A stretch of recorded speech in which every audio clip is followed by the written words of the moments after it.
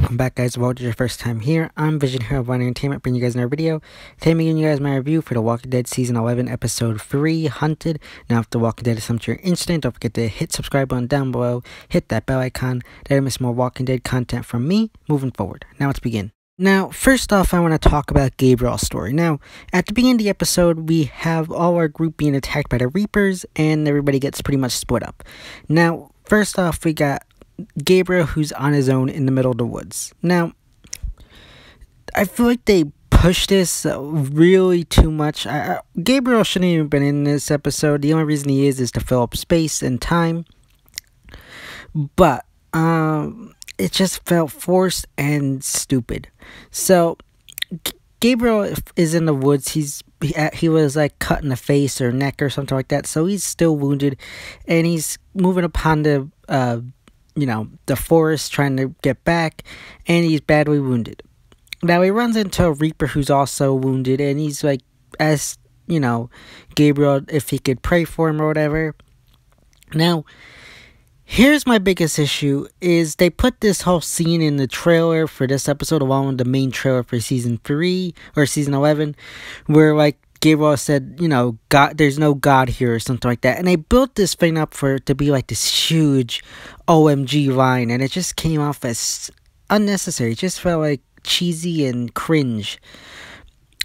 But that's just me. And then Gabriel just kills that dude. That's pretty much the extent to Gabriel's story. Like, he's just out there wandering, comes across this dude, says a cringy line, and kills him.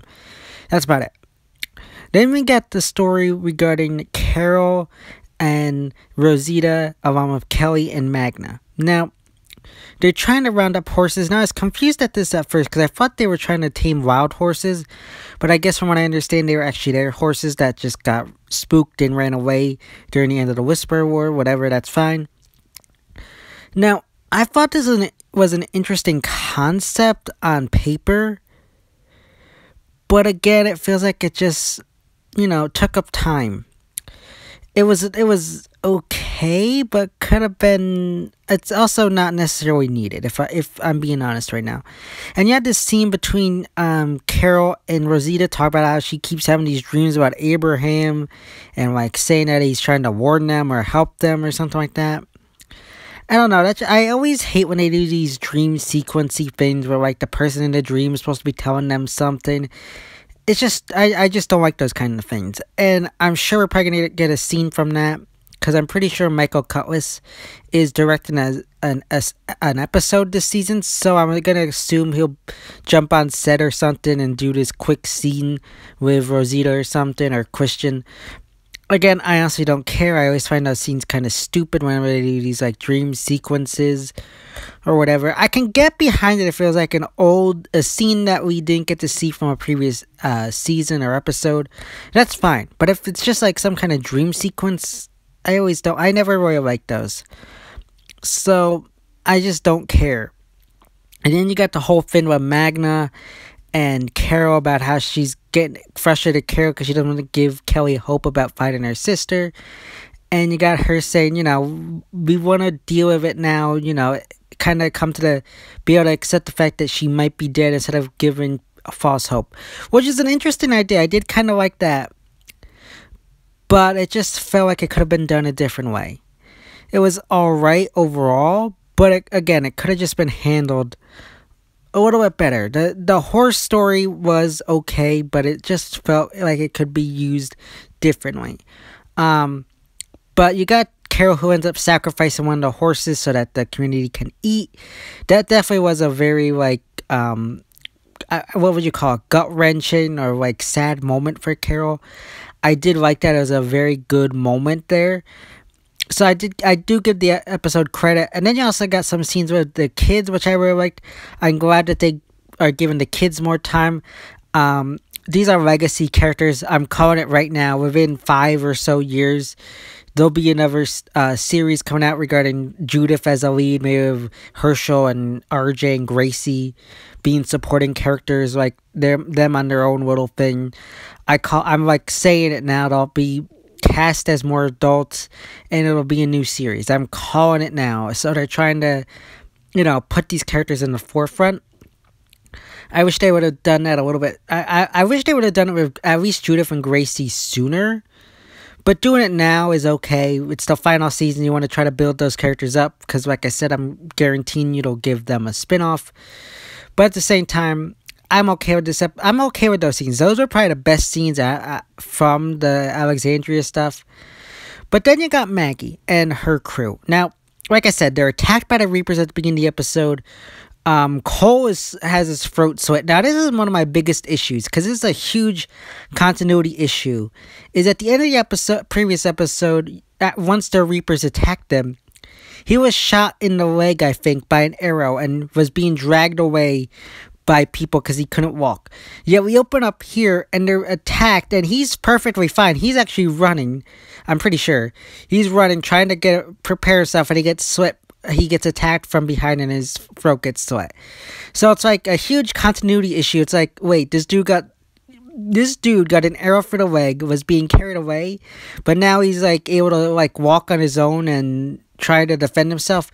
That's like my first big issue. Then you got the other guy, Duncan, who is impaled 3 times, yet shows up later in the episode. Now, this is a big guy. He should have bled out. He shouldn't have made it as far as he did. He should have been dead on right there with Cole. Yet, for some reason, he survives for some reason. That just is another frustrating thing. You got Elijah, who disappears, is like dragged away from what I can tell. And Maggie is left on her own. Daryl went somewhere else with Dog. And like I said, Gabriel is somewhere else. Now, I do have some criticism as well here, because like I always say, the night scenes are always annoying for me because they're hard to see, and you got that here. It was a little bit better, but it was still bad. However, you got some scenes where like you got very bright lights on Maggie, and I feel like that's just, you know, the behind the scenes stuff doing it here. So I don't really like that. I feel like they should have done something here where when the Reapers attacked, they used like a flaming bow and hit the tree, and like so there's like a fire or something in the surrounding area. That way you got the light stuff there so you can see everything going on. I think that would have made more sense instead of like having these dark moments and then the brightness on Maggie's face. It just felt forced. But you got Maggie who's running away. You got her in the morning running off. I guess she runs into, I think, this mall, and she escapes a Reaper. She ends up being ambushed in the mall by a Reaper, and she kind of is able to defeat him. Alden shows up. He's also attacked, and the two of them are fighting them off, and you got Negan who shows up and saves them both.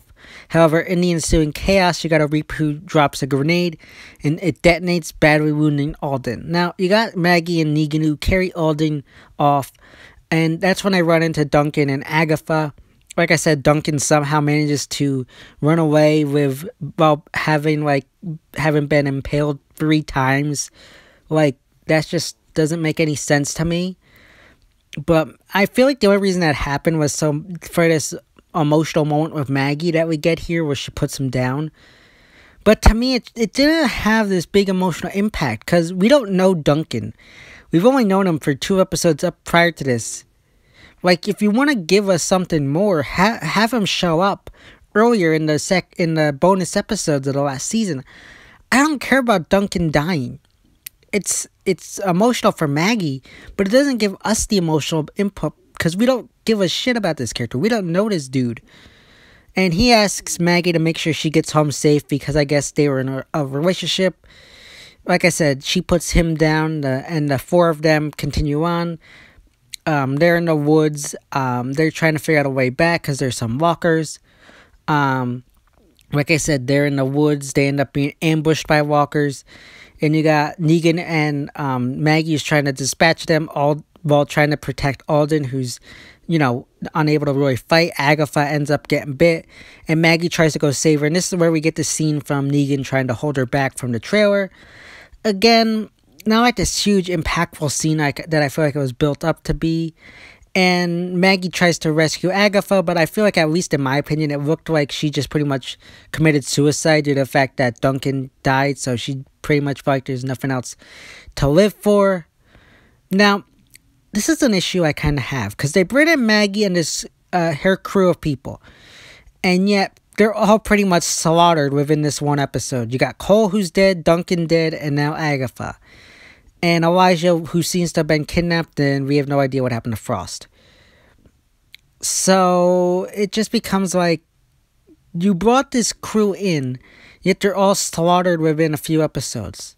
What was the point? Maggie should have just shown up with maybe just a few of them, given them a few minutes of screen time. I don't know. I feel like these characters were just cannon fodder to be killed off in a Reaper attack. Honestly, they should have kept Gage and Roy around. If they had done that, I probably would have cared more. But them killing off Maggie's crew just felt ridiculous. They killing off Cole would have been fine, but killing off Duncan and Agatha just felt like cheap.